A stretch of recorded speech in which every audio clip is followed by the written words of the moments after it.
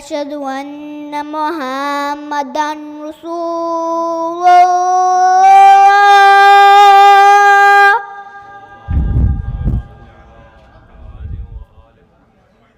أشهد أن محمدا رسول الله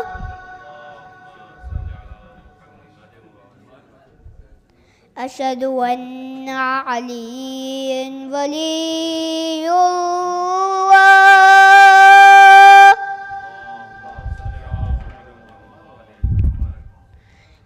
أشهد أن عليا ولي الله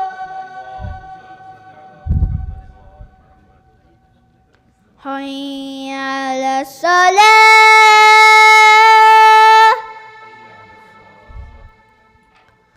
حي على الصلاة حي على الفلاح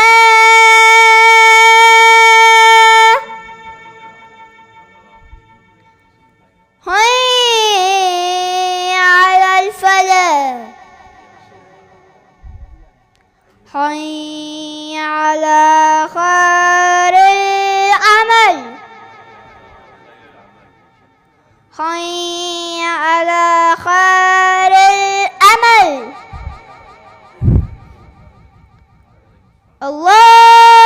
الله أكبر الله أكبر لا إله إلا الله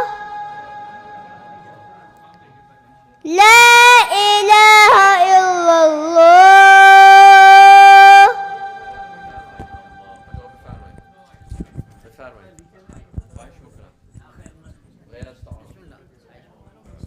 Thank you ما شاء الله طيب الله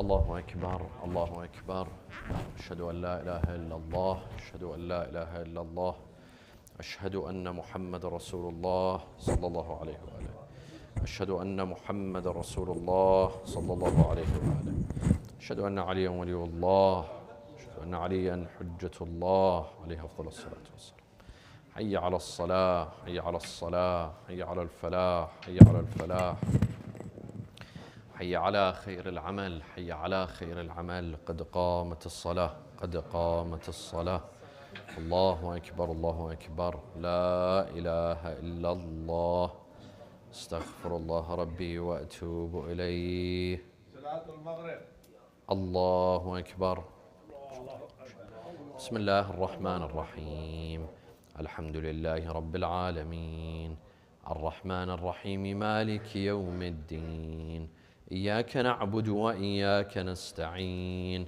اهدنا الصراط المستقيم صراط الذين أنعمت عليهم غير المغضوب عليهم ولا الضالين بسم الله الرحمن الرحيم إنا أعطيناك الكوثر فصل لربك وانحر إن شانئك هو الأبتر الله أكبر سبحان ربي العظيم وبحمده سبحان الله سبحان الله سبحان الله سمع الله لمن حمده الله أكبر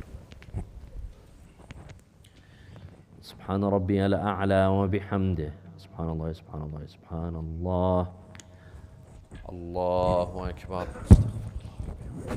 الله أكبر سبحان ربي الأعلى وبحمده سبحان الله سبحان الله سبحان الله الله أكبر بحول الله وقوته ومواقعته بسم الله الرحمن الرحيم الحمد لله رب العالمين الرحمن الرحيم مالك يوم الدين إياك نعبد وإياك نستعين اهدنا الصراط المستقيم صراط الذين أنعمت عليهم غير المغضوب عليهم ولا الضالين بسم الله الرحمن الرحيم قل هو الله أحد الله الصمد لم يلد ولم يولد ولم يكن له كفوا أحد الله أكبر. اللهم صل على محمد وآل محمد وعجل فرجهم. لا إله إلا الله الحليم الكريم، لا إله إلا الله العلي العظيم. سبحان الله رب السماوات السبع ورب الأرضين السبع وما فيهن وما بينهن ورب العرش العظيم، والحمد لله رب العالمين. الله أكبر. سبحان ربي العظيم وبحمده. سبحان الله سبحان الله سبحان الله. سمع الله لمن حمده. الله أكبر. سبحان ربي الأعلى وبحمده. سبحان الله سبحان الله سبحان الله. الله أكبر. استغفر الله. الله أكبر. سبحان ربي الأعلى وبحمده. سبحان الله سبحان الله سبحان الله. الله أكبر. الحمد لله كما هو أهله. أشهد أن لا إله إلا الله وحده لا شريك له، وأشهد أن محمدًا عبده ورسوله.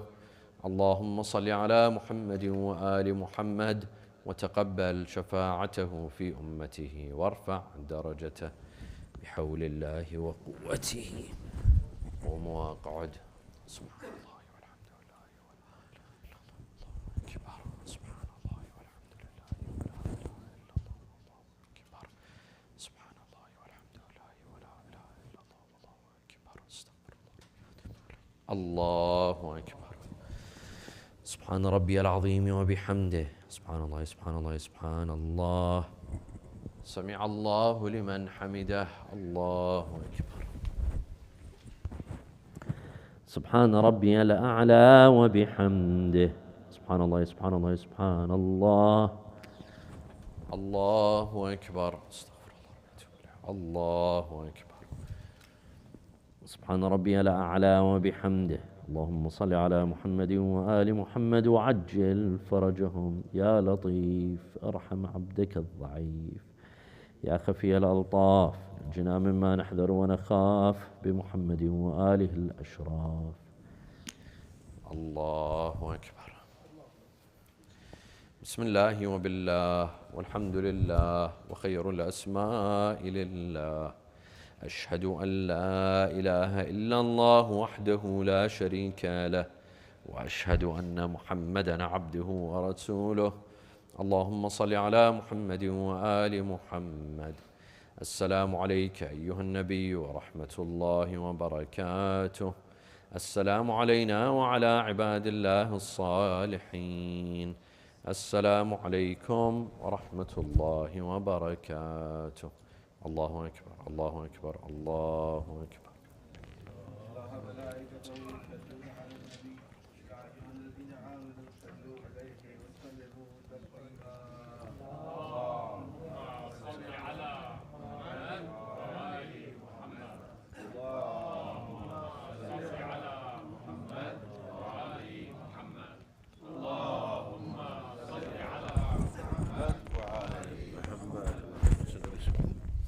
بسم الله الرحمن الرحيم.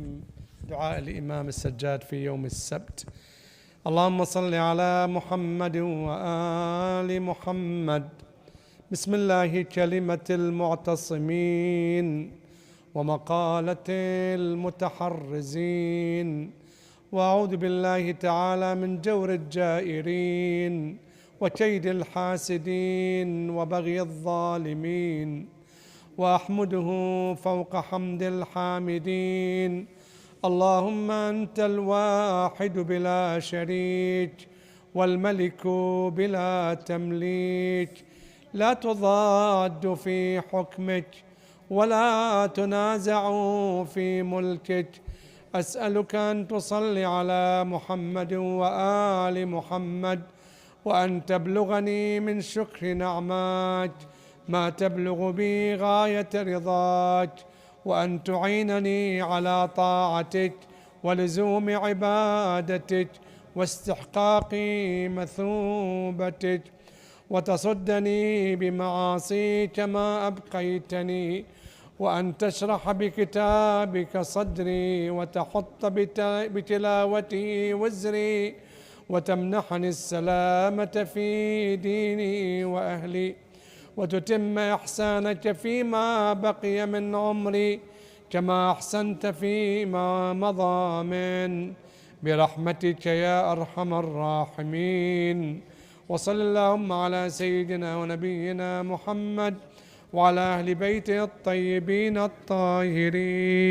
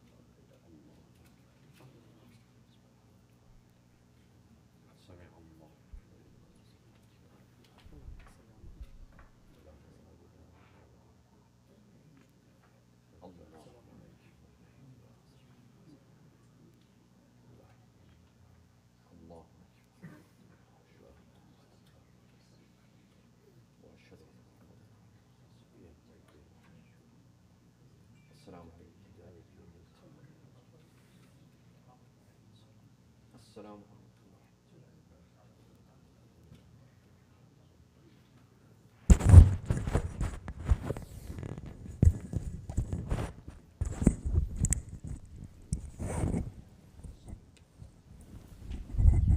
الله أكبر الله أكبر. أشهد أن لا إله إلا الله، أشهد أن لا إله إلا الله، أشهد أن محمد رسول الله صلى الله عليه وآله، أشهد أن محمد رسول الله صلى الله عليه وآله، أشهد أن علي ولي الله، أشهد أن عليا حجة الله عليه أفضل الصلاة والسلام. حي على الصلاة، حي على الصلاة، حي على الفلاح، حي على الفلاح، حي على خير العمل، حي على خير العمل. قد قامت الصلاة، قد قامت الصلاة. الله أكبر الله أكبر. لا إله إلا الله. استغفر الله ربي وأتوب إليه. الله أكبر.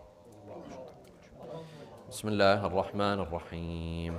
الحمد لله رب العالمين، الرحمن الرحيم، مالك يوم الدين. إياك نعبد وإياك نستعين، اهدنا الصراط المستقيم، صراط الذين أنعمت عليهم غير المغضوب عليهم ولا الضالين. بسم الله الرحمن الرحيم. إنا أنزلناه في ليلة القدر، وما أدراك ما ليلة القدر. ليلة القدر خير من 1000 شهر. تنزل الملائكة والروح فيها بإذن ربهم من كل أمر. سلام هي حتى مطلع الفجر. الله أكبر. سبحان ربي العظيم وبحمده. سبحان الله سبحان الله سبحان الله. سمع الله لمن حمده. الله أكبر. سبحان ربي الأعلى وبحمده. سبحان الله سبحان الله سبحان الله. الله أكبر. استغفر الله. الله أكبر. سبحان ربي الأعلى وبحمده. سبحان الله سبحان الله سبحان الله.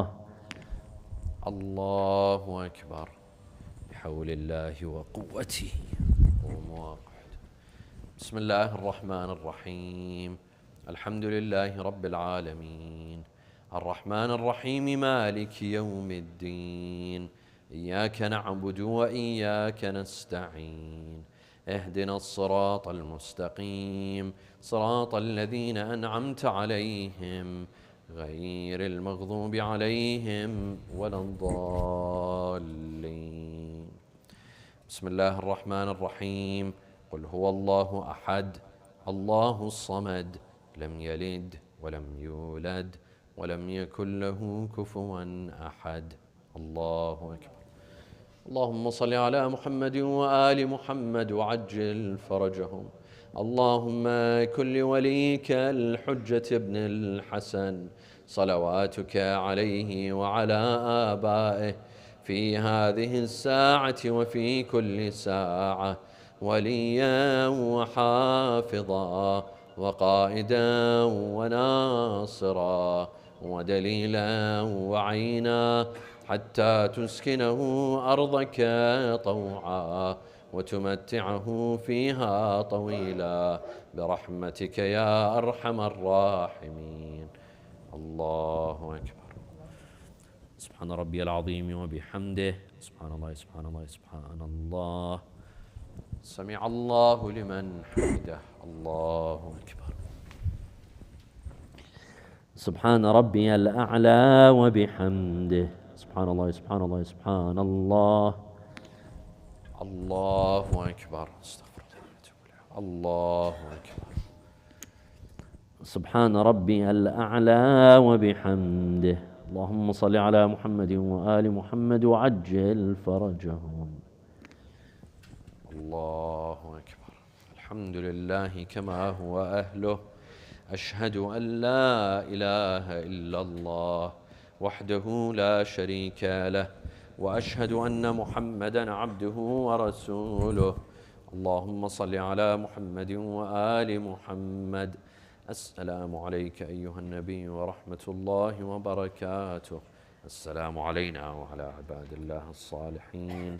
السلام عليكم ورحمة الله وبركاته.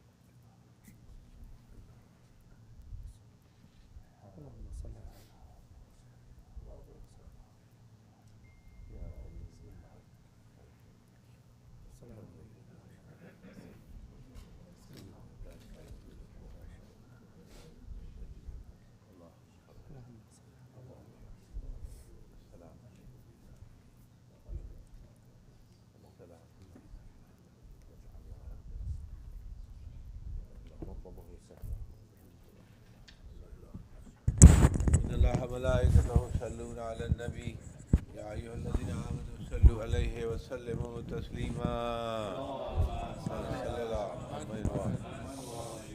أعوذ بالله من الشيطان الرجيم. بسم الله الرحمن الرحيم. اللهم إنه ليس لي علم بموضع رزقي وإنما أطلبه بخطرات تخطر على قلبي فعجول في طلبه البلدان فأنا فيما أنا طالب كالحيران لا أدري في سهل هو أم في جبل أم في أرض أم في سماء أم في بر أم في بحر وعلى يدي من ومن قبل من وقد علمت أن علمه عندك وأسبابه بيدك وأنت الذي تقسمه بلطفك وتسببه برحمتك. اللهم فصل على محمد واجعل يا رب رزقك لي واسعا ومطلبه سهلا وما قضه قريبا ولا تعنني بطلب ما لم تقدر لي فيه رزقا فإنك غني عن عذابي وأنا فقير إلى رحمتك فصل على محمد وآله وجد على عبدك بفضلك إنك ذو فضل عظيم. اللهم صل على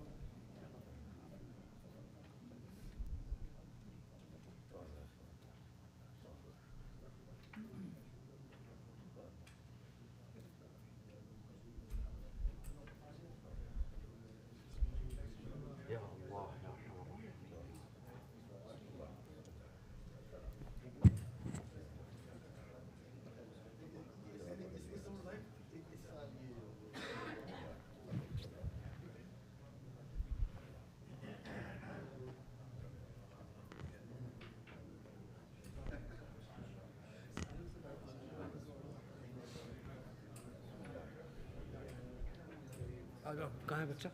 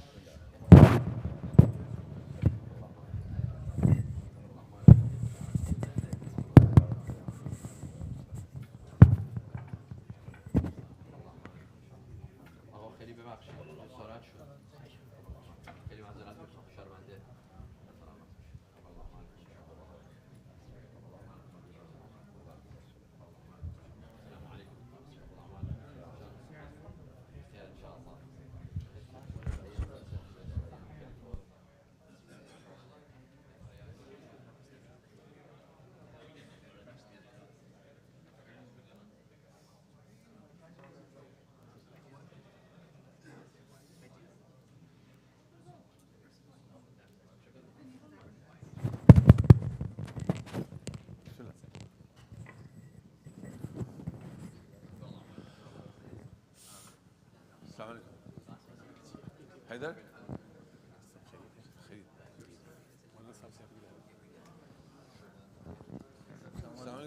کیسے ہیں؟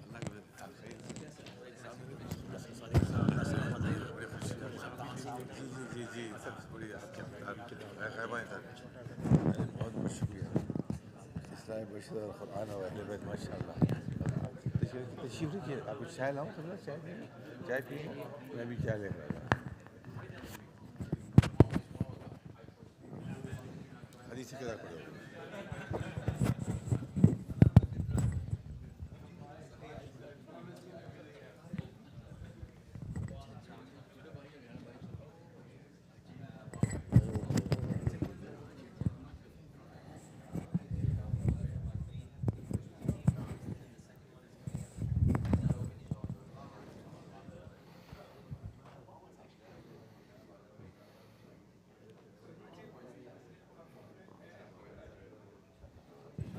صلو علی محمد وآل محمد. اللہم صلی علی محمد وآل محمد. اور محمد وآل محمد بلند تر صلوات. صلی علی محمد وآل محمد. برائے تعجیل ظہور امام زمان علیہ السلام بلند تر صلوات. اللہم صلی علی محمد وآل محمد. بسم اللہ الرحمن الرحیم. عن جابر بن عبد الله الانصاری انه قال عن فاطمة الزهراء علیہ السلام بنت رسول اللہ صلی اللہ علیہ وآلہ قال سمعت فاطمة انها قالت دخل علی ابی رسول اللہ فی بعض الايام فقال السلام علیک یا فاطمة فقلت علیک السلام قال انی اجد فی بدنی ضعفا فقلت له اعیذک باللہ یا ابتاہ من الضعف فقال یا فاطمة ائتنی بالکساء الیمانی فغطینی به فأتیته بالکساء الیمانی فغطيته به وسرت أنظر إليه وإذا وجهه يتلالأ كأنه البدر في ليلة تمامه وكماله. اللهم صل على محمد وآل محمد. فما كانت إلا ساعة وإذا بولد الحسن قد أقبل وقال السلام عليك يا أماه، فقلت وعليك السلام يا قرة عيني وثمرات فؤادي. فقال يا أماه إني أشم عندك رائحة طيبة كأنها رائحة جدي رسول الله. فقلت نعم إن جدك تحت الكساء. فأقبل الحسن نحو الكساء وقال السلام عليك يا جداه يا رسول الله، أتأذن لي أن أدخل معك تحت الكساء؟ فقال وعليك السلام يا ولدي ويا صاحب حوزي، قد أذنت لك. فدخل معه تحت الكساء. اللهم صل على محمد وآل محمد. فما كانت إلا ساعة وإذا بولد الحسين قد أقبل وقال السلام عليك يا أماه. فقلت وعليك السلام يا ولدي ويا قرة عيني وثمرات فؤادي. فقال لي يا أماه إني أشم عندك رائحة طيبة كأنها رائحة جدي رسول الله صلى الله عليه وآله. فقلت نعم إن جدك وأخاك تحت الكساء. فدنا الحسين نحو الكساء وقال السلام عليك يا جداه والسلام عليك يا من اختاره الله، أتأذن لي أن أكون معكما تحت الكساء؟ فقال وعليك السلام يا ولدي ويا شافع أمتي، قد أذنت لك. فدخل معهما تحت الكساء. اللهم صل على محمد وآل محمد. فأقبل عند ذلك أبو الحسن علي بن أبي طالب وقال السلام عليك يا بنت رسول الله. فقلت وعليك السلام يا أبا الحسن ويا أمير المؤمنين. فقال يا فاطمة إني أشم عندك رائحة طيبة كأنها رائحة أخي وابن أمي رسول الله. فقلت نعم ها هو ما ولديك تحت الكساء. فأقبل علي نحو الكساء وقال السلام عليك يا رسول الله، أتأذن لي أن أكون معكم تحت الكساء؟ قال له عليك السلام يا أخي ويا وسي وخليفتي وصاحب لوائي، قد أذنت لك. فدخل علي تحت الكساء. اللهم صل على محمد وآل محمد. ثم أتيت نحو الكساء وقلت السلام عليك يا أبتاه يا رسول الله، أتأذن لي أن أكون معكم تحت الكساء؟ قال وعليك السلام يا بنتي وبزتي، قد أذنت لك. فدخلت تحت الكساء.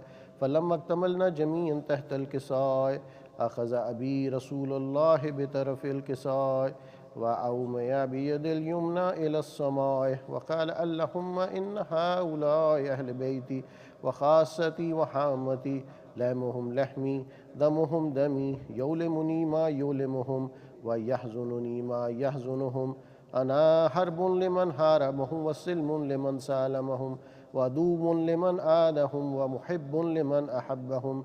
إنهم مني وأنا منهم، فاجعل صلواتك وبركاتك ورحمتك وغفرانك ورضوانك علي وعليهم وأذهب عنهم الرجس وطهرهم تطهيرا. اللهم صل على محمد وآل محمد. فقال الله عز وجل يا ملائكتي ويا سكان سماواتي، إني ما خلقت سماء مبنية ولا أرضا مدهية ولا قمرا منيرا ولا شمسا مزية ولا فلكا يدور ولا بحرا يجري ولا فلكا يسري إلا في محبة هؤلاء الخمسة الذين هم تحت الكساء. فقال الأمين جبرائيل يا ربي ومن تحت الكساء؟ فقال عز وجل هم أهل بيت النبوة ومعدن الرسالة، هم فاطمة وأبوها وبعلها وبنوها. اللهم صل على محمد وآل محمد. فقال جبرائيل يا ربي أتأذن لي أن أحبط إلى الأرض ليكون معهم سادسا؟ فقال الله نعم قد أذنت لك. فأحبط الأمين جبرائيل وقال السلام عليك يا رسول الله. علي الأعلى يقرئك السلام ويخصك بتحية والإكرام ويقول لك وعزتي وجلالي إني ما خلقت سماء مبنية ولا أرضا مدهية ولا قمرا منيرا ولا شمسا مزية ولا فلكا يدور ولا بحر يجري ولا فلكا يسري إلا لأجلكم ومحبتكم وقد أذن لي أن أدخل معكم فهل تأذن لي يا رسول الله؟ فقال رسول الله وعليك السلام يا أمين وحي الله إنه نعم قد أذنت لك. فدخل جبرائيل معنا تحت الكساء فقال لأبي إن الله قد أوحى إليكم يقول إنما يريد الله ليذهب عنكم الرجس أهل البيت ويطهركم تطهيرا. اللهم صل على محمد وآل محمد. فقال علي لأبي يا رسول الله أخبرني ما لجلوسنا هذا تحت الكساء من الفضل عند الله. فقال النبي والذي بعثني بالحق نبيا واصطفاني بالرسالة نجيا ما ذكر خبرنا هذا في محفل من محافل أهل الأرض وفيه جمع من شيتنا ومحبين إلا ونزلت عليهم الرحمة وحفت بهم الملائكة واستغفرت لهم إلى أن يتفرقوا. فقال علي إذن والله فزنا وفاز شيتنا ورب الكعبة. اللهم صل على محمد وآل محمد. فقال النبي ثانيا يا علي والذي بعثني بالحق نبيا واصطفاني بالرسالة نجيا ما ذكر خبرنا هذا في محفل من محافل أهل الأرض وفيه جمع من شيتنا ومحبين وفيهم مهموم إلا وفرج الله همه ولا مغموم إلا وكشف الله غمه ولا طالب حاجة إلا وقضي الله حاجته. فقال علي إذن والله فزنا وسئدنا وكذلك شيتنا فعزوا وسئدوا في الدنيا والآخرة ورب الكعبة. اللهم صل على محمد وآل محمد.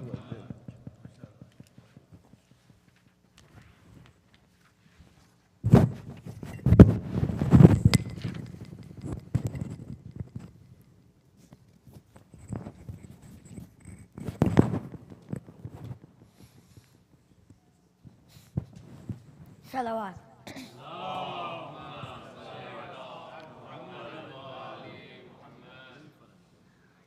سورہ کہف سناتا ہے یہ سر کس کا ہے.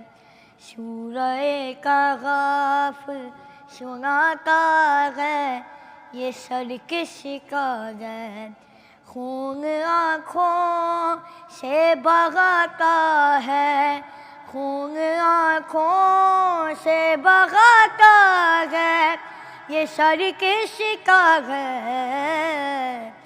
سورہ کہف سناتا ہے یہ سر کس کا ہے. چل کے جو سکینہ کہیں گر جاتی ہے. چل کے جو سکینہ کہیں گر جاتی ہے. خود کو نیزے سے گراتا ہے خود کو نیزے سے گراتا ہے یہ سر کس کا ہے. سورہ کہف سناتا ہے یہ سر کس کا ہے. جس طرف جاتا ہے بازار میں سر اکبر کا. جس طرف جاتا ہے بازار میں سر اکبر کا اس طرف دیکھتا جاتا ہے اس طرف دیکھتا جاتا ہے یہ سر کس کا ہے.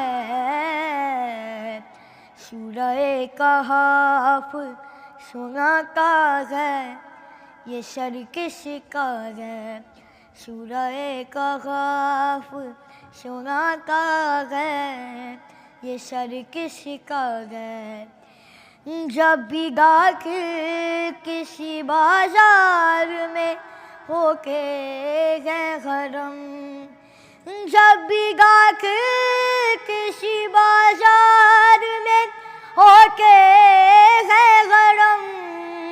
پہلا پتھر یہی کاتا گئے، پہلا پتھر یہی کاتا ہے، یہ سر کس کا گئے، سورہ کہف سناتا گئے، یہ سر کس کا ہے، راک ہو کی ہے تو معصوم سی ایک بخشی کو، راک ہو کی ہے تو معصوم سی ایک بخشی کو، لوری نظام سے سناتا ہے، لوری سے سناتا ہے، یہ سر کس کا ہے، سورہ کہف سناتا ہے، یہ سر کس کا ہے، پڑھ کے قرآن کی آیات سر زینب سے، پڑھ کے قرآن کی آیات سر زینب سے، دھیان لوگوں کا غطاتا ہے، دھیان لوگوں کا غطاتا ہے، یہ سر کس کا ہے، سورہ کہف سناتا ہے، یہ سر کس کا ہے، یہ سما کاش نہ دیکھے کوئی خواہش کی، یہ سما کاش نہ دیکھے کوئی خواہش کی، شمر زلفوں سے اٹھاتا ہے، شمر زلفوں سے اٹھاتا ہے، یہ سر کس کا ہے، سورہ کہف سناتا ہے، یہ سر کس کا ہے، سورہ کہف سناتا ہے، یہ سر کس کا ہے، صلوات۔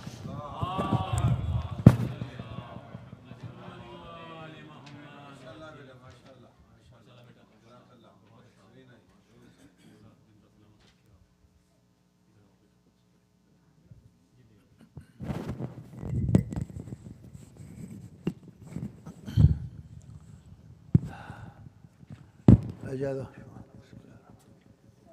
چار مصرع ہے، اس کے بعد ایک چھوٹا سلام صلوات دے دیں۔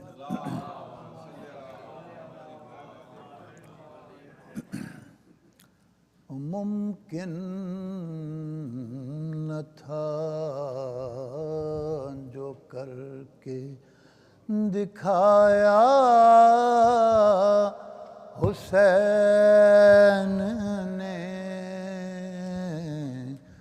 ممکن نہ تھا جو کر کے دکھایا حسین نے، اسلام کس جتن سے بچایا حسین نے، وہ حیران ہے ازل سے ابد تک کی آندیاں، حیران ہے ازل سے ابد تک کی آندیاں، کچھ اس طرح چراغ جلایا حسین نے، ممکن نہ تھا جو صلوات بھیجیں۔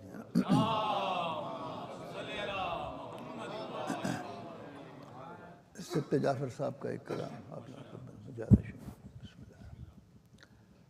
مجھے کوئی غم نہیں ہے مگر اے حسین تیرا، مجھے کوئی غم نہیں ہے مگر اے حسین تیرا، میری فکر کی ہے منزل سفر اے حسین تیرا۔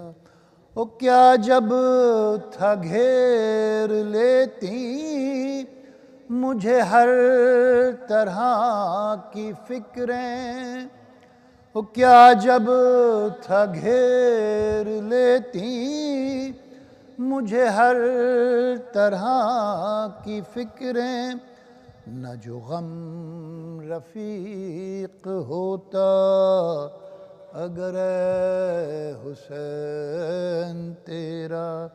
اور کبھی کفر کے مقابل تو کبھی منافقوں کے، اور کبھی کفر کے مقابل تو کبھی منافقوں کے، رہا سر بکف ہمیشہ پدر حسین تیرا۔ اور اسے اپنے خون سے تو نے نئی زندگی عطا کی، اور اسے اپنے خون سے تو نے نئی زندگی عطا کی، ہے یہ دین مصطفیٰ کا شجر حسین تیرا۔ اور نہ امیر شام باقی نہ وہ تاج و تخت شاہی، نہ امیر شام باقی نہ وہ تاج و تخت شاہی، ہے دلوں پہ ابھی میرا، ہے دلوں پہ ابھی لیکن اثر حسین تیرا۔ اور یہ شعر ملاحظہ کریں، اور کسی حکمراں کا صدقہ اور نہ مبلغوں کی کوشش، اور کسی حکمراں کا صدقہ نہ مبلغوں کی کوشش، ہیں یہ دین کی بہاریں ثمر حسین تیرا۔ اوے جنا کے شاہزادے تو زمین پہ آ گیا کیوں، اے جنا کے شاہزادے تو زمین پہ آ گیا کیوں، کہ مسلسل ابتلا ہے سفر حسین تیرا۔ اور کبھی دوش پر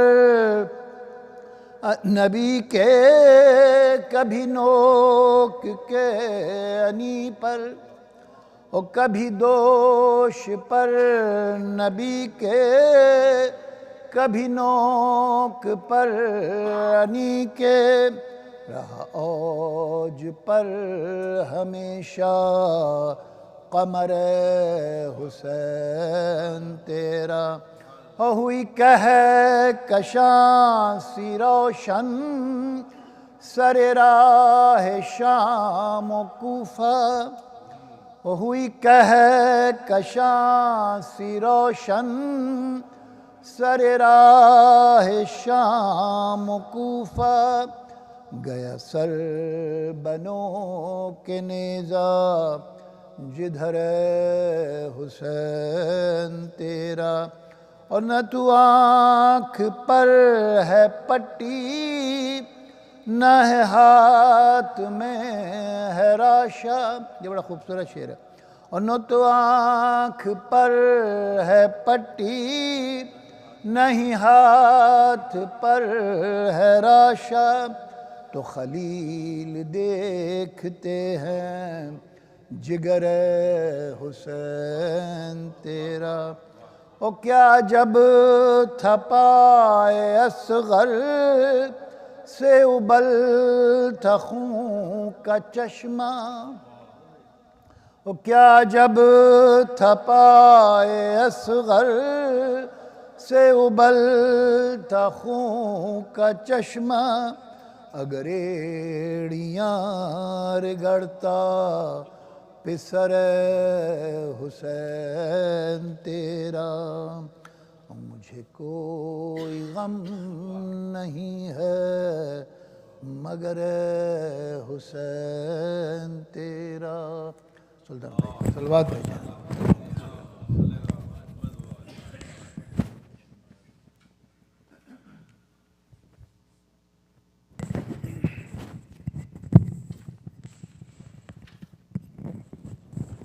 فاتحہ۔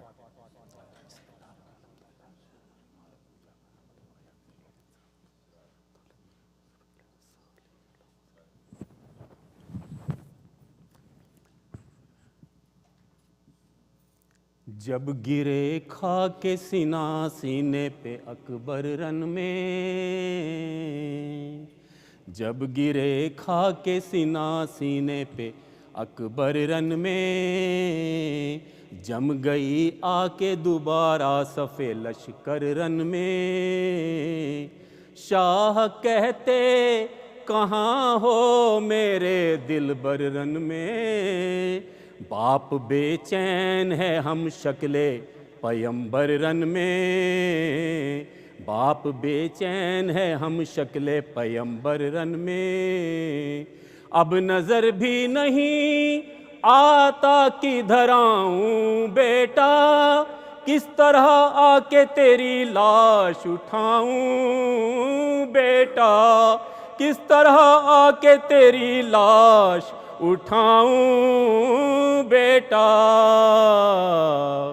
اب اکیلا ہوں نہیں کوئی سہارا بیٹا، چھوڑا پردیس میں کیوں ساتھ ہمارا بیٹا، صبر کس کس کا کرے باپ تمہارا بیٹا، اور تیرے مرنے نے مجھے اور بھی مارا بیٹا، تیرے مرنے نے مجھے اور بھی مارا بیٹا، دل کو ڈھارس تھی برابر کا پسر باقی ہے، آ گئی موت تمہیں اور پدر باقی ہے، آ گئی موت تمہیں اور پدر باقی ہے، آ گئی موت تمہیں اور پدر باقی ہے، کیا اسی واسطے ماں نے تیری پالا اکبر، دل کا ارمان بھی کوئی نہ نکالا اکبر، بیٹا ہوتا ہے بڑھاپے کا سہارا اکبر، میں ضعیفی میں اٹھاؤں تیرا لاشا اکبر، میں ضعیفی میں اٹھاؤں تیرا لاشا اکبر، جلد اب چہرہ پر نور دکھا دو بیٹا، ڈھونڈتا پھرتا ہوں آواز سنا دو بیٹا، ڈھونڈتا پھرتا ہوں آواز سنا دو بیٹا، اور غش میں سن لی علی اکبر نے جو فریاد حسین، گر پڑے اٹھ کے یہ سینے میں ہوا دل بے چین، بے قراری میں پکارے یہ بسد شیون و شین، اے محمد کے پسر عقدہ کشائے کونین، اے محمد کے پسر عقدہ کشائے کونین، اے محمد کے پسر عقدہ کشائے کونین، دم ہے چھاتی میں رکا کوچ کی تیاری ہے، आइए जल्द के हंगामे मददगारी है, आइए जल्द के हंगामे मददगारी है, आइए जल्द के हंगामे मददगारी है। सुन के आवाज़ पिसर सैयद वाला दौड़े, नीम बिस्मिल की तरह गिर के हर एक जा दौड़े। कभी खोले हुए आगोशे तमन्ना दौड़े, कभी थामे हुए हाथों से कलेजा दौड़े, कभी थामे हुए हाथों से कलेजा दौड़े। जहाँ बलब हो गए सदमे ये जिगर पर पहुँचे, ठोकरे खाते हुए लाशें पिसर पर पहुँचे, ठोकरे खाते हुए लाशें पिसर पर पहुँचे। जब गिरे खा के सीना सीने पे अकबर रन में।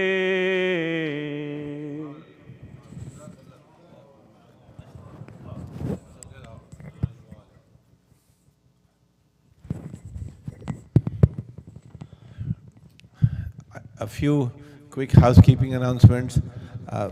Tomorrow is the last majlis by Sayyid Hossein Qazwini here, so please be here tomorrow inshallah at Maghrib time. Next weekend there are 3 majalis by Asad Jafri. He's coming from Toronto. There's Friday, Saturday and Sunday. These 3 majalis will start again at Maghrib time, but during the day, both on Saturday and Sunday, there are home majalis by Asad Jafri. On Sunday at 11 o'clock is at Dr. Bakhir Jafri's house, and on Saturday at 3 p.m. is at Tahur Bhai? What time? 1:30. After Zohar, on Sunday, on Saturday, after Zohar is Mr. Tahawar Abedi's house, and on Sunday again after Zohar at 3 p.m. is at Haider Zaidi's house. So there are these home majalis for next weekend. Just an announcement about that. Tonight's majlis has been sponsored for years and years and years by Mr. and Mrs. Atherbek for as long as I remember, since before 1984, way before them. Dr. Atherbek was one of the original founders of this institution, of Shia Association of North America. His contributions has been numerous, and I would like you all to please recite a Surah Fatiha for him.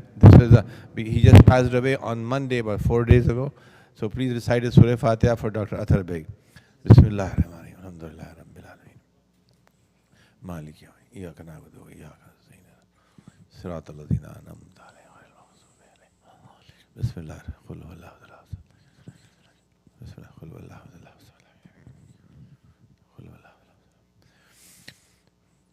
Dr. Beg was the chairman of the Shia Association of North America, and he was also one of the original buyer of few graves at Princeton Memorial Park. And as I mentioned earlier, he used to give a fundraising speech every Ashura, every year on the day of Ashura, giving the Samain, giving the audience a history of Sana. So once again, please remember him in your du'as and please recite again, once again, Surah Fatiha for the marhumin of his family. Bismillah, alhamdulillah, rabbil alamin, iyyaka na'budu wa iyyaka nasta'in, siratal mustaqim, ghayril maghdubi alayhim waladdallin. Bismillah, qul huwallahu ahad. With a loud salawat, I would like to welcome Sayyid Hossein Qazwini to the member, please. Bismillah. Allahumma salli ala Muhammad wa ali Muhammad.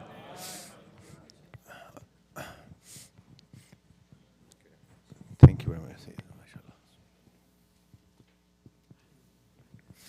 Let's get a loud salawat once again, please.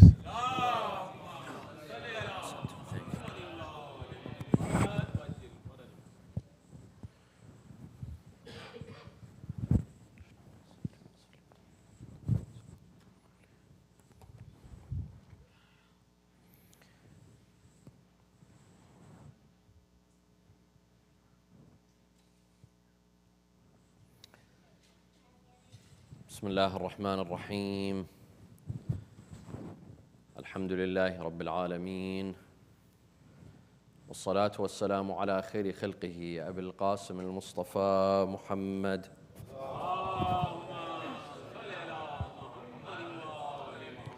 وعلى أهل بيته الطيبين الطاهرين، صلى الله عليك يا سيدي ويا مولاي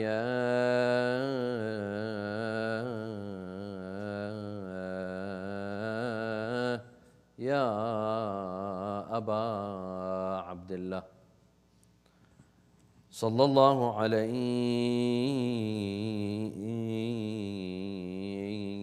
يا سيدي يا ابن رسول الله، يا رحمة الله الواسعة، ويا باب نجاة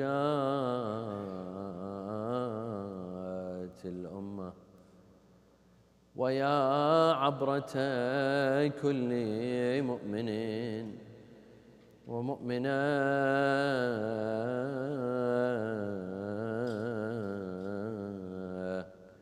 يا ليتنا كنا معكم سادتي فنفوز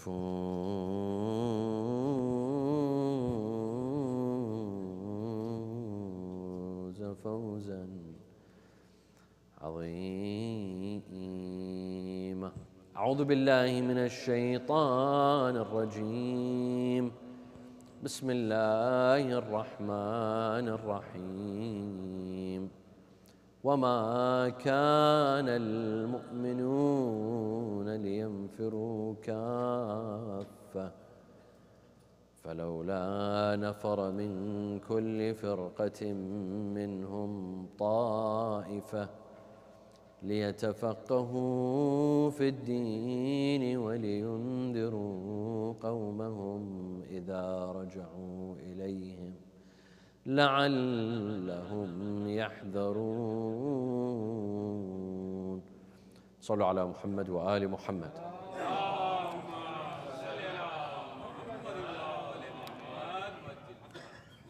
Times have definitely changed from the time that Allah Azza wa Jal revealed the Holy Quran to the Prophet to our times. Things have not remained the same. The world has changed drastically. Means of transportation have changed. Means of communication have changed. Matters of hygiene, cleanliness, water, fresh water. Previously, people did not have showers or even toilets in their homes. They would have to leave the house, go somewhere else. Today, there's running water, there's faucets in every home. Things have changed. Lives of people have changed drastically. Technology has taken us to a whole nother level. But we notice that as lives have changed, the world has changed, Islamic laws have not changed. Islamic laws have remained the same. Despite the fact that people shower and have running water in their homes, nevertheless, wudu is mandatory every day, 5 times a day for every salah. Ghusl is wajib when you need to perform ghusl, and so on and so forth. The laws of traveling have not changed. Travel itself has changed. Means of transportation have changed, but the laws of transportation, the laws of traveling have not changed. Hence, here there are 2 very important questions. The first question is that how can a legal system that does not change accommodate a world that constantly changes? We have fixed laws in Islam. These laws in Sahihatu Zurara عن الإمام الصادق عليه السلام, he says, حلال محمد حلال أبدا إلى يوم القيامة. وحرامه حرام أبدا إلى يوم القيامة. The halal of Muhammad will remain halal until the day of judgment. And his haram will remain haram until the day of judgment. لا يكون غيره ولا يجيء غيره. This will never change. So the question is, life is always changing, but laws do not change. And how are Islamic laws meant to accommodate an ever-changing system, an ever-changing world? This is the first question. The second question is there a gray area in fiqh? In Arabic we call it منطقة الفراغ. What do we mean by منطقة الفراغ? What do we mean by a gray area in our fiqh system? Meaning that is there an area that Islamic law has not touched upon, has not discussed? For example, we believe that the 5 Islamic laws, al-wujub, obligation, al-hurma, forbiddance, al-istihbab, recommendation, karaha, unrecommendation, and ibaha, something that is neutral. These 5 laws, they encompass every single act that we perform in life. From marriage, to eating, to drinking, to walking, to sleeping, to writing, to reading, to everything that we do. Everything that we do, it falls under one of these 5 laws. The question is that is there an area where Islamic law has not encompassed? Are there certain circumstances that Islam did not discuss? It remains a gray area. Islam does not say, did not provide a law for certain cases. Is that the case? Is there such an area? Or does Islamic law encompass our entire life and every department of our life and every behavior that we perform? Or no? Is there a gray area left for the mujtahids, left for scholars to decide, or left for human innovation? Is there such a thing or not? Here, the popular opinion states that we do not have a gray area in fiqh. There is no gray area. There is no mantaqat al-faragh. There is no empty area of legislation. Allah subhanahu wa ta'ala legislated a law for every act that we perform. Even when going to the restroom, even when eating, even when traveling, every act that we perform has an Islamic law. It has been discussed. You cannot escape from one of the 5 laws: wujub, hurma, istihbab, karaha, and ibaha. So there are no gray areas in Islamic law because the Sharia encompasses all aspects of life. It did not leave a single area undiscussed. If the popular opinion states that if we believe there is a gray area in Islam, an empty area of legislation, that Allah subhanahu wa ta'ala left several areas unlegislated, that means Islam is incomplete. While the Quran says, اليوم أكملت لكم دينكم وأتممت عليكم نعمتي ورضيت لكم الإسلام دينا. Today I have perfected your religion. I have completed your, akmalt means I have completed your religion. So how could religion be complete when there are some areas that are gray, that are not discussed? Islam did not prescribe laws into certain areas that negates with the completion and perfection of religion. اليوم أكملت لكم دينكم. Hence, our scholars believe in a principle. This principle is called ما من واقعة إلا ولله فيها حكم. This principle says that there is not a case, not a behavior, not an act, lest it has a law in Islam. Bring me any case, any behavior, any sort of transaction, any sort of food, any sort of drink, it has a law. It is either wajib, or haram, or mustahab, or makruh, or mubah. All acts, all the acts that we perform, anything that we perform, anything that we do, it falls under these categories. What is the proof for this? What is the proof that there is a law, that Allah subhanahu wa ta'ala has prescribed a law for every act? And not just that, but this law is in the Quran and in the Sunnah.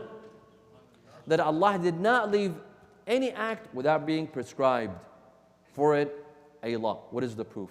Allah says in the Holy Quran, Bismillah ar-Rahman ar-Rahim, وَنَزَّلْنَا عَلَيْكَ الْكِتَابَ تِبْيَانًا لِكُلِّ شَيْءٍ. We have revealed the Quran for you to clarify for you everything. تِبْيَانًا لِكُلِّ شَيْءٍ. The Quran came to clarify, to teach, to prescribe regarding everything. كُلِّ شَيْءٍ. كُلِّ شَيْءٍ. تِبْيَانًا لِكُلِّ شَيْءٍ. كُلِّ شَيْء means everything. All aspects of life. So there is no gray area. There is no area that was not discussed by Islam. Either specifically or what? Generally. The Quran either specifically addresses certain topics and aspects and areas, or it addresses them generally.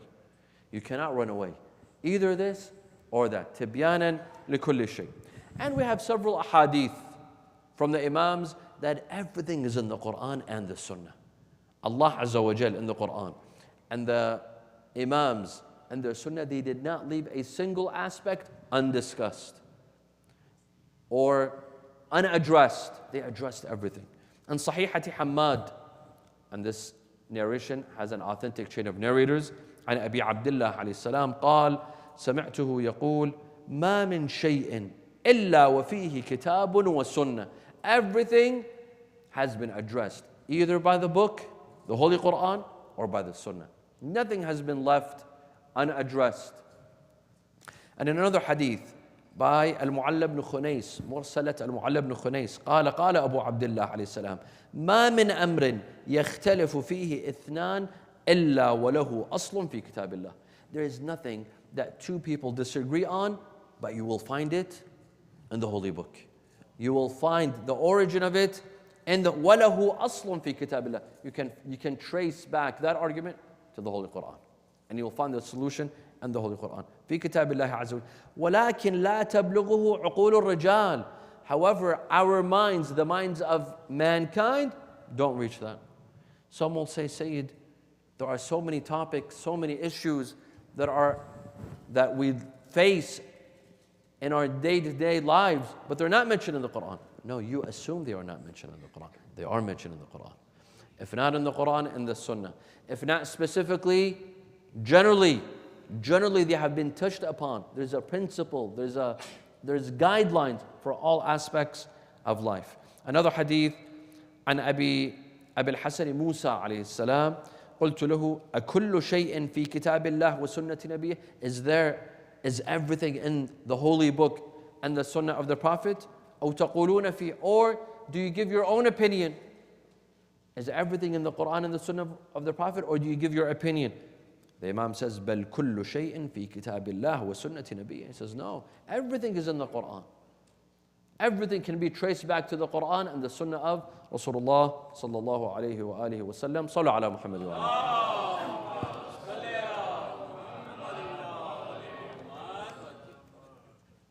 Here, there is a theory ascribed to Shaheed Sayyid Muhammad Baqir al-Sadr, rahmatullahi alayh. The theory of the gray area in fiqh. منطقة الفراغ في التشريع الإسلامي. Sayyid Muhammad Baqir al-Sadr, rahmatullahi alayh, who had many theories, who didn't leave a certain aspect of Islamic studies without being addressed with a theory by Shaheed al-Sadr, rahmatullahi alayh. Well, he died at the age of 48 or 49. But he left his footprint on all studies, in fiqh, in usul, in rijal, in tafsir, in theology, in philosophy. In most of these fields, he left a trace. Here, Shaheed Sayyid Muhammad Baqir al-Sadr has a theory. He says that there is a gray area in fiqh in the following. Now, please pay attention to what the theory entails. Shaheed Sayyid Muhammad Baqir al-Sadr says that we have wajibat, muharramat. We have acts that we must perform, like salah, zakat, saum, hajj, and so forth. And there are muharramat. There are things that are forbidden in Islam, like adultery, like drinking, like fornication, and so on and so forth. And then there's mubahat. Mubahat is everything in between. Even the things that are mustahab, essentially they are mubah. Mubah meaning that you could do them, you could not do them. The choice is yours. Of course, it's better to perform. Makruhat are things that are discouraged, but at the end of the day, it's your choice. It is better not to do them, but if you wanted to do them, you could do them. And then there's something that is mubah, not even recommended, not even discouraged, like drinking water, for example. It's up to you. Would you like to drink water or no? Al-Shaheed Sayyid Muhammad Baqir al-Sadr, he says that a jurist has the authority to change laws of mubahat, the things that are mustahab, makruh, mubah. He has the authority to change them into wajib or haram. He has the authority to change them into wajib and haram. He has that authority. The Sharia gave him the choice. Of course, it doesn't mean that the Sharia doesn't have laws in the gray area. This is the meaning of the gray area. The gray area means that the jurist has the authority to change some laws that are mubah. Mustahab, he could make it haram. Makruh, he could make it haram or wajib. Mubah, he could make it wajib or haram. So the gray area in that there is absolutely no law, an aspect of life, a certain act that was not even addressed. No. Shaykh al-Sadr, he says we don't have such a thing. All aspects of life, all behavior, all acts, they've been addressed. They have a law. But a jurist has the authority to change the mubahat into wajib or into haram. However, not arbitrarily, not because a mujtahid all of a sudden he woke up in the morning and he said, you know what, let me change this mustahab into wajib. Or let me change this makruh into haram. No. Not arbitrarily. There has to be a greater good or a grave danger or a great interest for the Muslims, for the mu'mineen. Because of a greater good, a very important cause, here the mujtahid can step up. The Sharia has given him the authority to change something mustahab into wajib, or makruh into haram, or something mubah into wajib or haram. Now let me give you a few examples. Wa sallu ala Muhammad wa ala Muhammad. Before giving the examples, this law that the mujtahid changes, it is temporary. It is not forever. It applies only when that greater good exists. When the greater good no longer exists, that law also dissolves. If there is a grave danger, and hence something makruh, he gives a fatwa and he makes it haram because of a grave danger. As long as the grave danger exists, that law exists. When the grave danger goes away, that law also goes away. So this law that changes in the gray area, and the gray area in mantaqat al-faragh, is temporary or permanent? It's temporary. Now, Al-Shaheed al-Sadr, rahmatullah alayh, he's been wrongfully accused of believing in a gray area in fiqh, meaning there are parts of life that were not discussed by the Sharia. This is wrong. He does not believe in this. He believes that all aspects of life have been discussed by Sharia. However, the mujtahid, the jurist, has been given the authority to change if the need be it, if there is a necessity, if there is a greater good, there's a maslahah, there's a grave danger, for example, he can change the mubahat into either wajibat or muharramat. Now let's give a couple of examples. Al-Mirza Shirazi, rahmatullah alayh. Al-Mirza Shirazi was one of our grand scholars who was in Najaf, and then he moved to Samarra, and he moved the Islamic seminary, Al-Hawza al-Ilmiya, from Najaf to Samarra. Mirza al-Shirazi was a very well-known scholar and very special in his knowledge and his personality and his administration skills were extraordinary. At the time, there was a monopoly by the British government over what? Tobacco, the sale of tobacco, the sale of cigarettes. There was a monopoly. And this put the Islamic world in danger. There were a lot of people that were smoking.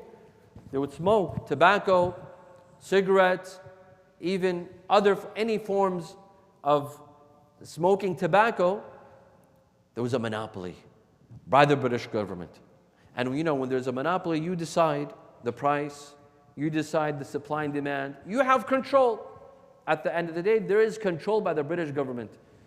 Sayyid Shirazi gave a fatwa banning buying and selling of tobacco. Now, when you buy and sell tobacco, is this wajib, haram, mustahab, makruh, or mubah? What do you say? It is mubah. Of course, today there are some scholars that have a different opinion on smoking. That's another story. Whether smoking is halal or haram, that's a different story, and I have a lecture on this on YouTube. Smoking in itself is mubah.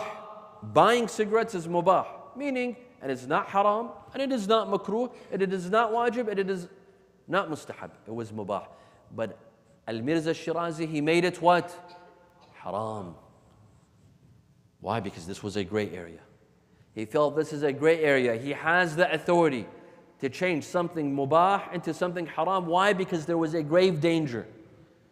There was a grave danger upon the Muslim ummah. If smoking had remained mubah, there would have been a monopoly and Muslims would have been in danger. They would have lost a lot of money. There was a grave danger for the Muslims. Here, the Sayyid stepped in and he made something that is mubah, he made it into haram. They say, and look at the power of our ulama. Look at the power of our ulama. The Shah of Iran, at the time, he would smoke shisha. He would smoke shisha. One day, he asked his servants, bring me tobacco. They told him there's no tobacco. Go to the markets and bring me tobacco. They told him there's no tobacco in the markets. Why? They told him Al-Mirza Shirazi gave a fatwa. There's a fatwa banning the selling and buying of tobacco, and hence you will not be smoking shisha. Imagine the king of the time, he was affected by a fatwa by one of our scholars, one of our ulama. Look, this is the power and greatness of our ulama in Shia Islam. Others do not have this power, my dear friends. Others do not have this power. And hence there are conspiracies and attacks on our ulama every day. Why? Because they want to strip them of this power. They want to strip them of this authority. Another example, my dear friends, وَصَلَّى عَلَى مُحَمَّدٍ وَعَلَى مُحَمَّدٍ. Let me give you another example. Voting. Voting in any country. I'm not specifically speaking about the United States of America. Voting in any country. In the US, in Iraq, in Iran, in Afghanistan, in Pakistan. Voting in itself is what? Wajib, mustahab, makruh. It is mubah. It is mubah. It is your choice. Whether you'd like to vote or you don't want to vote, the choice is yours. It is mubah. However, the marja', the mujtahid can step in and say it becomes wajib. If democracy is at stake, if there's a grave danger for the mu'mineen, for Muslims, maybe there is someone else running for power that can put Muslims in danger, here the mujtahid has the ability, has the authority to step in and say, although voting is mubah, but I will issue a fatwa and I will make it wajib. This is another example. A third example, monopoly. In Islam, monopoly is haram. It is forbidden to have monopoly over anything. Of course, there are narrations that forbid monopoly over the essential foods. Essential foods. Some ulama, they've said, no, it's not just essential foods, but rather monopoly is haram over anything essential. Anything essential, like electricity, like clothing, like the internet, for example. Here, there's a debate among scholars. There are some scholars that say monopoly is haram only over the essential foods that we need, and others have went on to say, no, not just food, but anything essential. طيب. Monopoly is haram. Why? Because you will command the market. The market will be in your hands. Supply and demand. You will gather whatever it is, that material from the market, and you will control the price. Because it's in your hands. The supply is in your hand. And this will bring destruction. This will bring destruction. Imagine if monopoly was allowed. Something that is worth $20, you will buy it for $2,000. An item that is $5, you will buy it for $500 because of monopoly. Here, monopoly is haram. However, selling an item, this is mubah. The one who monopolizes, for him to sell, this is mubah. However, a mujtahid can tell him, it is wajib upon you to sell. It is wajib upon you to sell. Why? To end monopoly. To end monopoly, he could tell him it is wajib upon you to sell, and that is what? Something mubah, it turns into wajib because of that gray area where the mujtahid has the lenience, he has the ability to control, to issue a fatwa in that gray area. Another example, my dear friends, and this is something that applies in this country. Owning weapons. Here, it's the Second Amendment in the US Constitution, the right to bear arms. And a lot of people, they have arms. And we've seen the destruction that it's caused. School shootings, university shootings, at churches, at synagogues, at mosques. Anyhow, here in this country, you have the right to bear arms. And even in Islam, you have the right to own a weapon. However, can you sell your weapon? If you own a gun and you like to sell it, are you allowed? Yes, it's mubah. It is not wajib, it is not haram, it is not makruh, and it is not mustahab.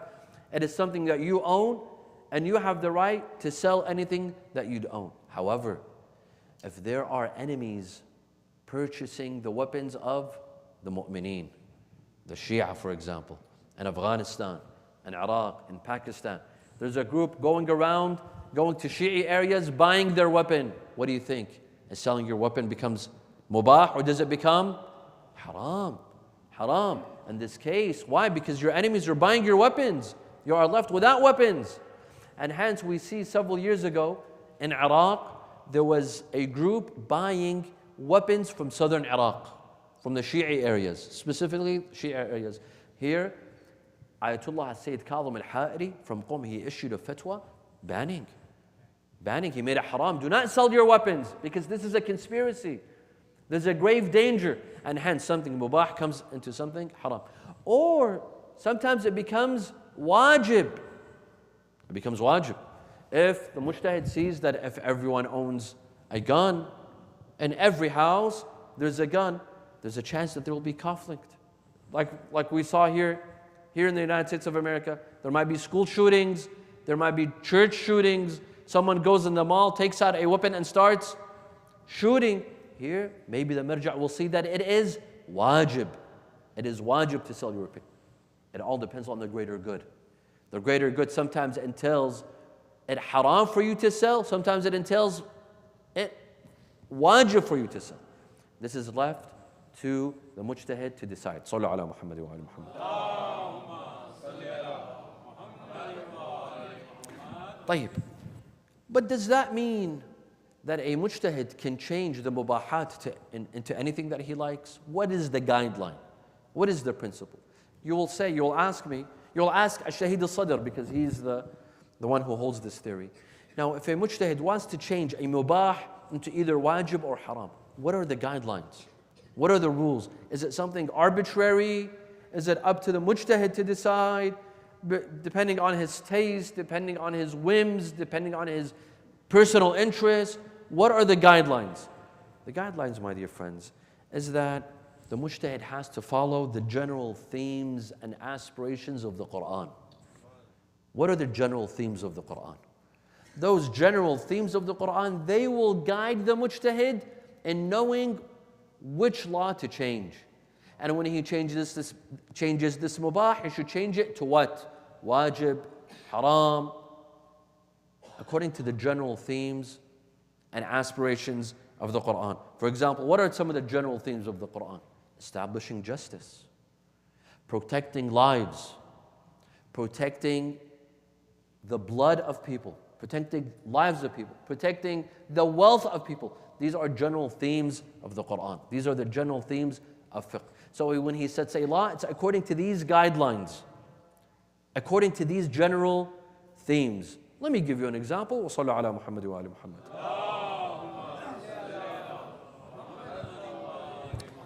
Imagine a painting by Vincent van Gogh. A beautiful painting. And you see the texture, the colors, what he's drawn, very beautiful, and it has a specific theme.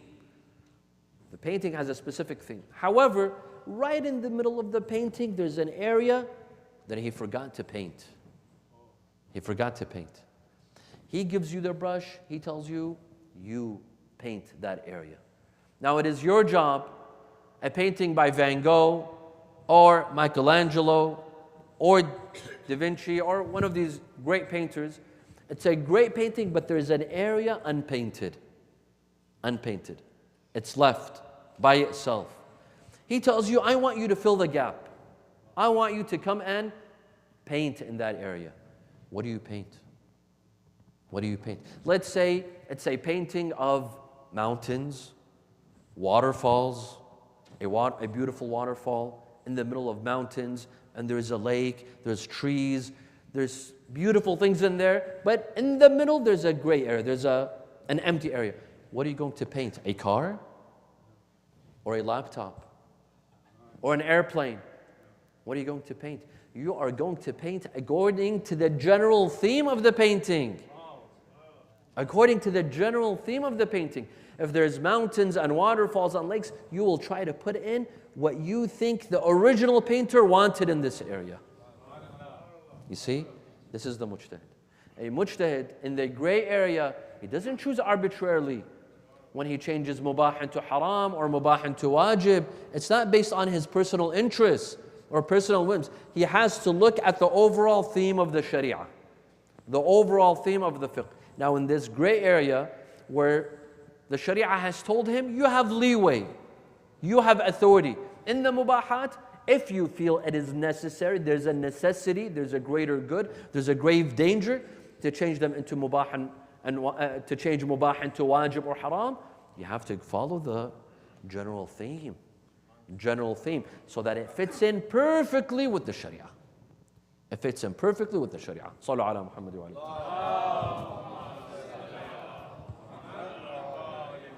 This means that a mujtahid who wants to exercise his right to fill in the gaps in the gray area, in al-mantaqat al-faragh, has to have a strong grasp of what? Tafsir. Understanding of Quran. Understanding of the general themes of the Quran. What is the Quran trying to say? What is the general spirit of the Quran? General spirit of the Quran. Let me give you an example. What do you mean by general spirit of the Quran? We have some narrations. Some of them are sahih, some of them are weak. And I've discussed this 2 Muharrams ago when I was in Birmingham in 2021. Muharram of 2021. Do we have racist narrations in Islam? Do we have racist narrations in Shia Islam? We have some narrations that say, for example, do not buy and sell from Kurds.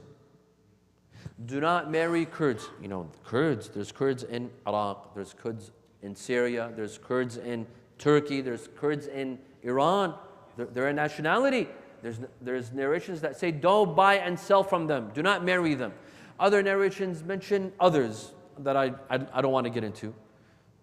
Some even mention Hind, Sind, Barbar, several. Qind, meaning from Kandahar and other places. Now, how do we deal with these narrations? How do we deal with these narrations? Do we accept these narrations? Do we not accept these narrations? Here, 2 scholars, Al-Shahid Sayyid Muhammad Baqir al-Sadr and Al-Sayyid al-Sistani, hafidhullah. Al-Shahid al-Sadr, rahmatullahi alayh, and Al-Sayyid al-Sistani. They say we do not accept these narrations. Why?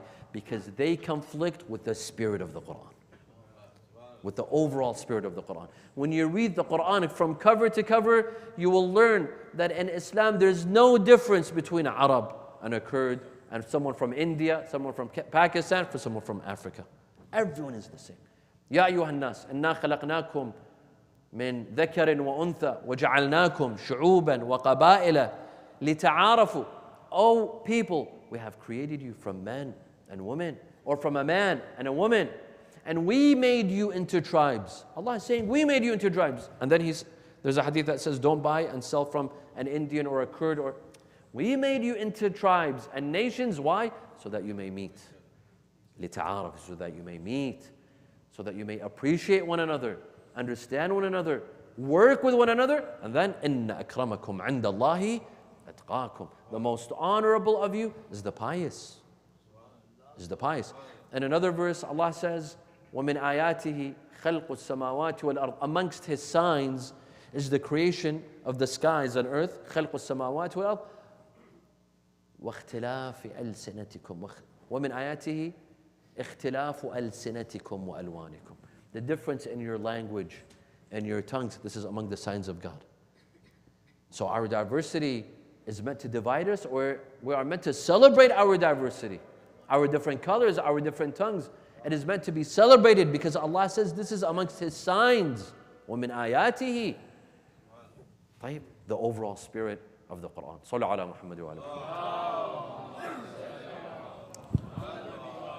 The purpose of this theory that was formulated by Shaheed Sayyid Muhammad Baqir al-Sadr rahmatullah alayh is to show that Sharia is applicable at all times and in all places. Yes, even in the United States of America.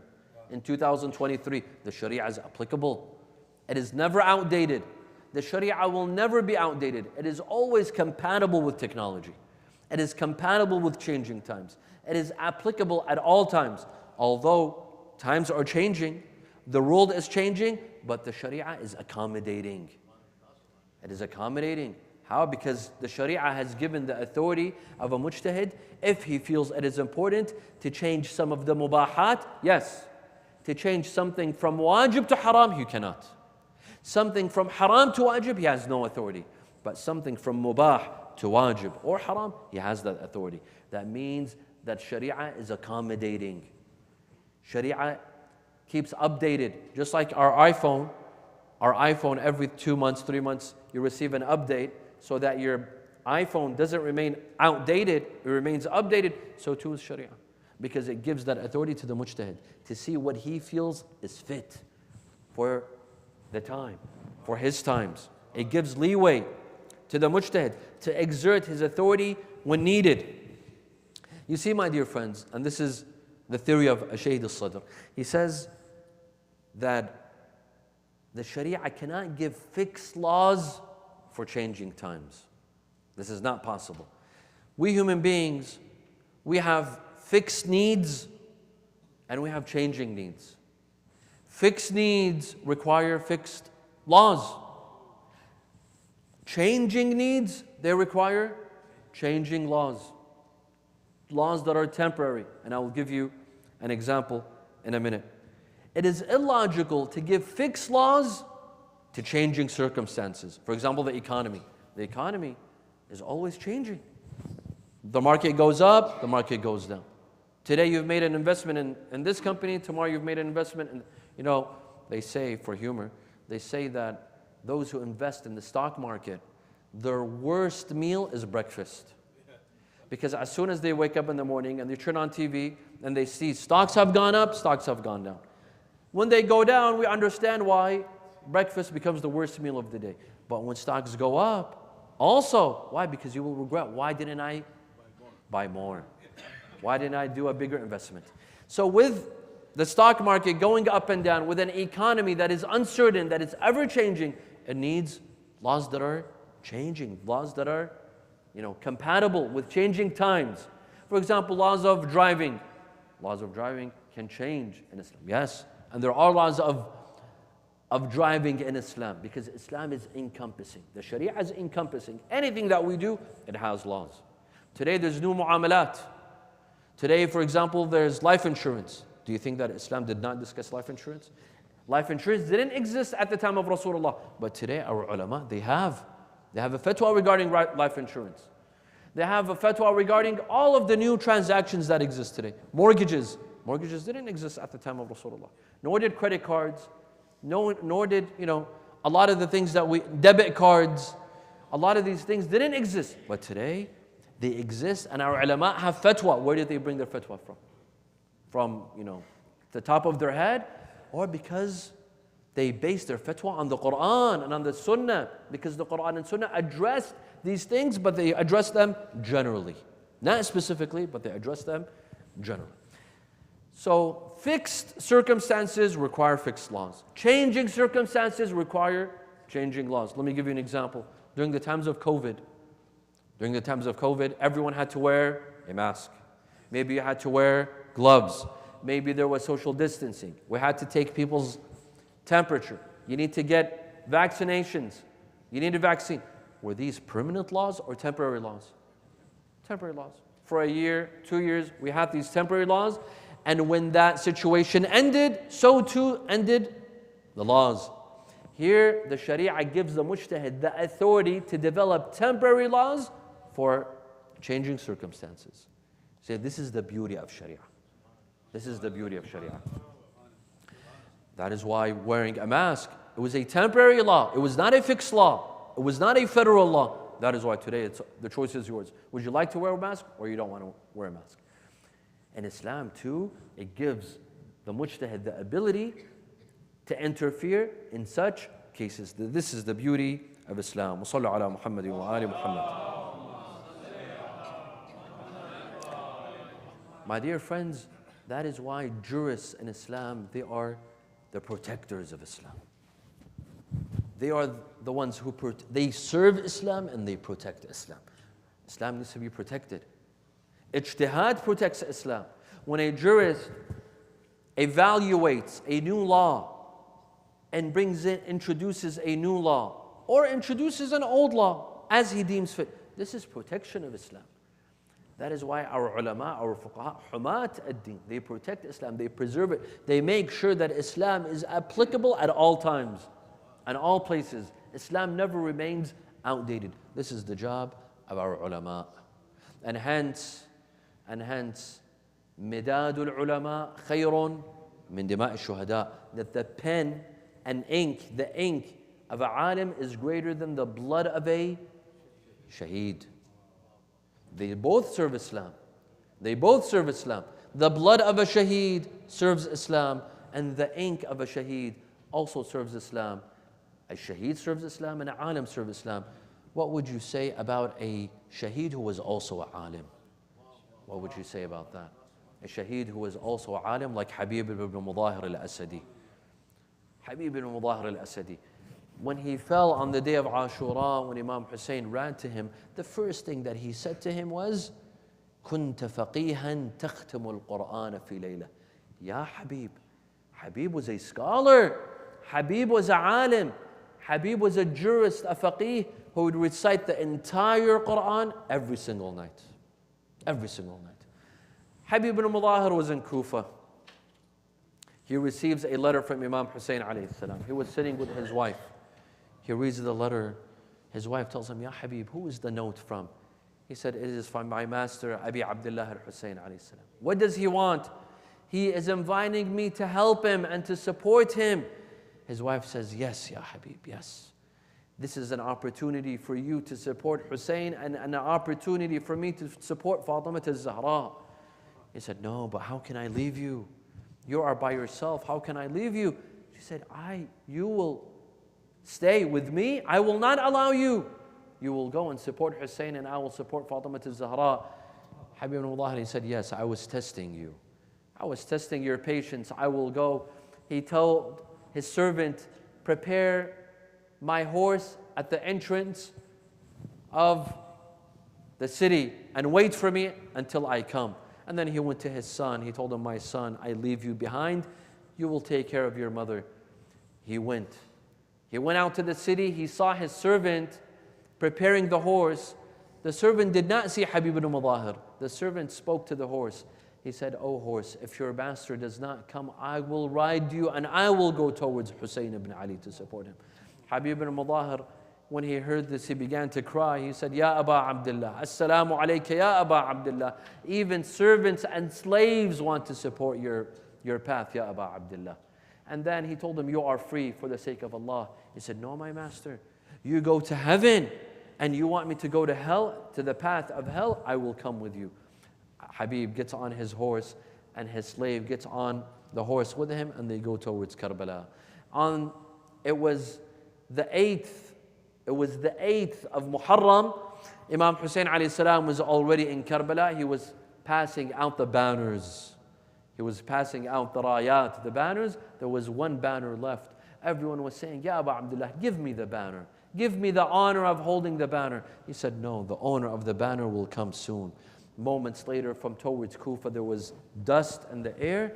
Imam Hussein alayhi salam, he saw commotion. What is happening? Imam Hussein alayhi salam told his companions, قُومُوا وَاسْتَقْبِلُوا شَيْخَكُمْ. قوموا واستقبلوا سيدكم. Get up and greet your leader. Get up and greet your Shaykh Habib ibn Mudahir. Habib ibn Mudahir arrives to Karbala. He comes down from his horse. He comes towards Imam Hussein alayhi salam and he sits on his knees. Assalamu alayka ya Aba Abdullah. Imam Hussein gives him the banner. Everyone was happy that Habib ibn Mudahir has arrived to Karbala. Sayyidah Zainab comes out from her tent. She sees Ali al-Akbar, my son Ali, who has come. He said, my aunt Habib ibn Mudahir al-Asadi has joined us in Karbala. He has just arrived from Kufa. Zainab says to Ali al-Akbar, go to Habib ibn Mudahir and give him my salam. Ali al-Akbar comes to Habib ibn Mudahir. He says, Ya Am, my uncle Habib, my aunt Zainab sends her salams to you. Habib ibn Mudahir kneeled on the ground. He grabbed some sand and he started pouring it on his head. He said, who am I for the daughter of Ali ibn Abi Talib to send her salam upon me? Habib ibn Mudahir, he goes to Imam Hussein. He says, Sayyidi, give me permission to go say salam to Zainab. He comes next to the tent. Assalamu alaikum, ya ahl bayt al-nubuwah wa mawdi' al-risalah. Assalamu alayki ya Zainab. Zainab comes out. Wa alayka assalam ya Am, ya Habib. Peace be upon you, my uncle Habib. Alayka bihadha al-gharib. Oh Habib, take care of this gharib, Hussein, this lonely person. Do not let him fight on his own. Fight along with him. Habib ibn Mudahir told her, لَأَنْعُمَنَّكِ عَيْنَا, I will make you proud. I will make sure that you will be proud of me and my comrades, my colleagues. Habib, one by one on the day of Ashura, they entered the battlefield. Habib ibn Mudahir falls. Assalamu alayka ya Aba Abdullah. Imam Hussein rushes to him along with Muslim ibn Awsaja. He sits next to Habib. Rahimakallah ya Habib. كنت فقيها تختم القرآن في ليلة. إنا لله وإنا إليه راجعون.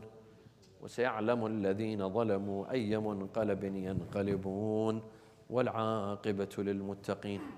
نسألك اللهم وندعوك باسمك العلي الأعظم الأعز الأجل الأكرم يا الله.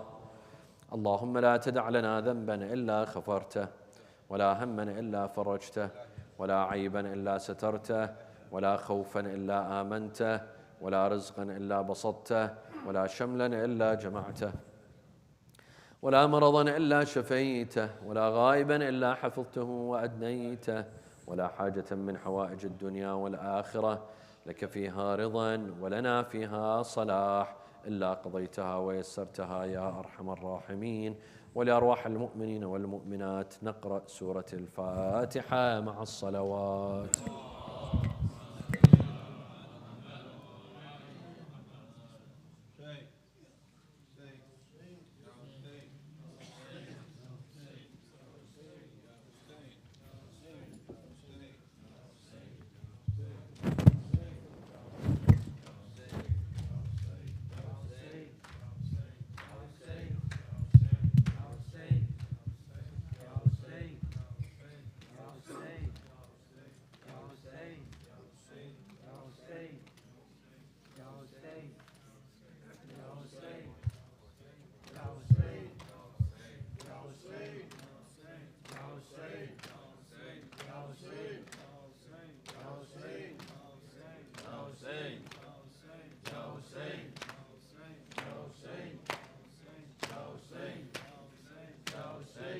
वो जन ज़ीनतों पे आए ज़ैनब दामाने गाज़ी, जन ज़ीनतों पे आए ज़ैनब दामाने गाज़ी, जन ज़ीनतों पे आए ज़ैनब दामाने गाज़ी।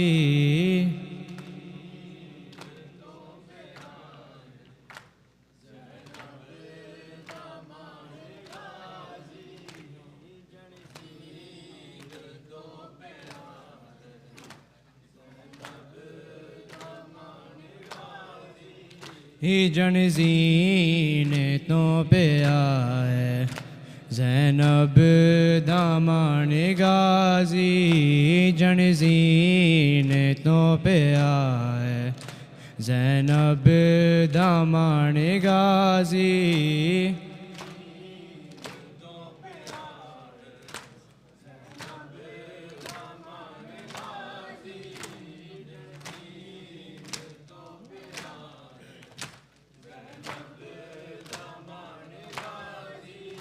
آویک میرے ویرے آویک میرے ویرے ہو گئے ویران غازی جنزین تو پہ آئے زینب دامان غازی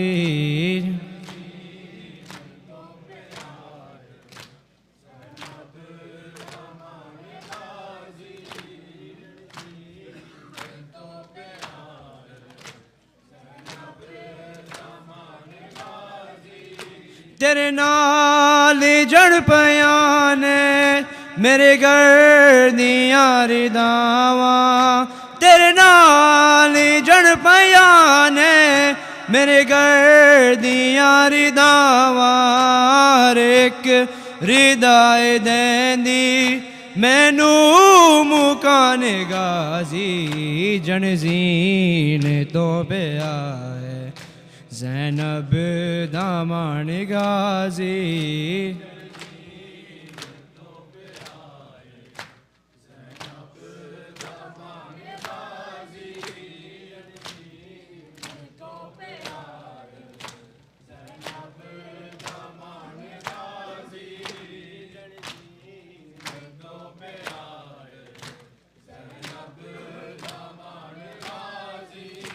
تیرے نال جڑ پیانے میرے گردیاں رداواں تیرے نال جڑ پیانے میرے گردیاں رداواں ایک ردائے دیندی مینو مکان غازی جنزین تو پہ آئے زینب دامان غازی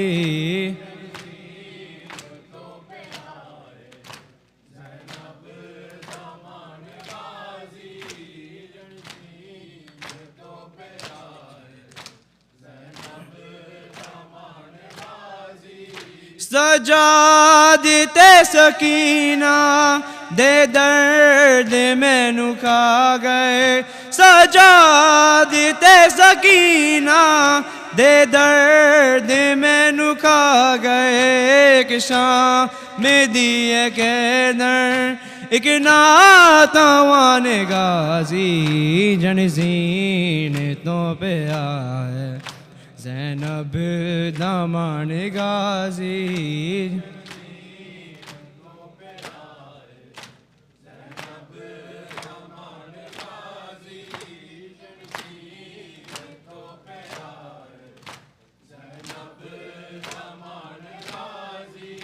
سجاد تے سکینہ دے درد مینو کھا گئے سجاد تے سکینہ دے درد مینو کھا گئے ایک شام دیے کہدر ایک ناتوان غازی جنزین تو پہ آئے زینب دامان غازی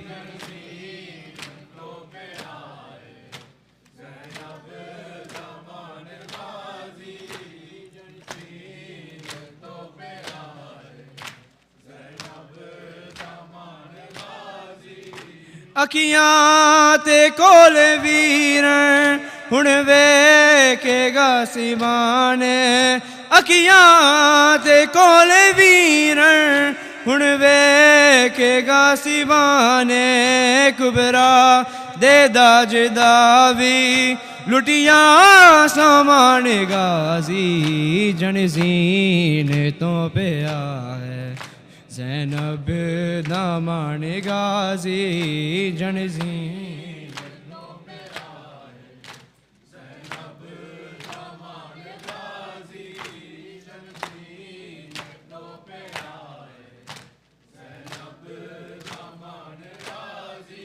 avec میرے ویرے avec میرے ویرے ہو گئے ویران غازی جنزین تو پہ آئے زینب نامان غازی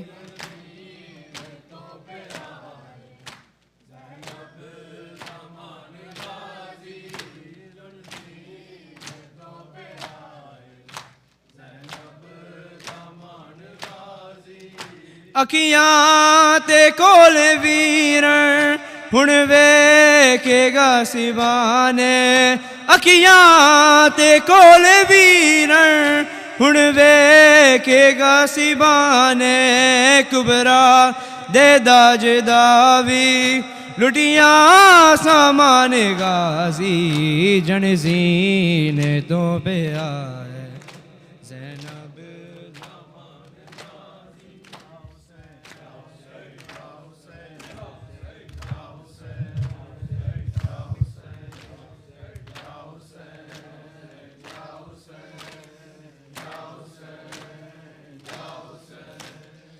آ کے رشیوں سے سکینہ کو چھڑا لو بابا آ کے رشیوں سے سکینہ کو چھڑا لو بابا آ کے رشیوں سے سکینہ کو چھڑا لو بابا آ کے رشیوں سکینہ کو بابا آ کے رشیوں سے سکینہ کو چھڑا لو بابا آ کے رشیوں سے سکینہ کو چھڑا لو بابا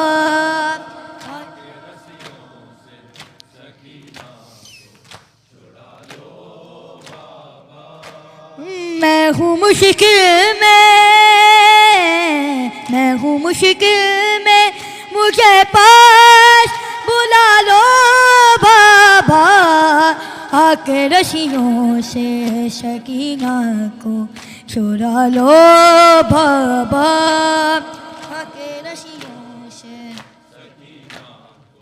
چھڑا لو بابا آ کے رشیوں سے سکینہ کو چھڑا لو بابا بھاگ کے ہوں کسے بابا میں کئی بار گری گر بکھی گئے میرے گئے کو میری پوشاک جلی مجھ کو زنگا کے انگیروں سے نکالو بابا آ کے رشیوں سے سکینہ کو چھڑا لو بابا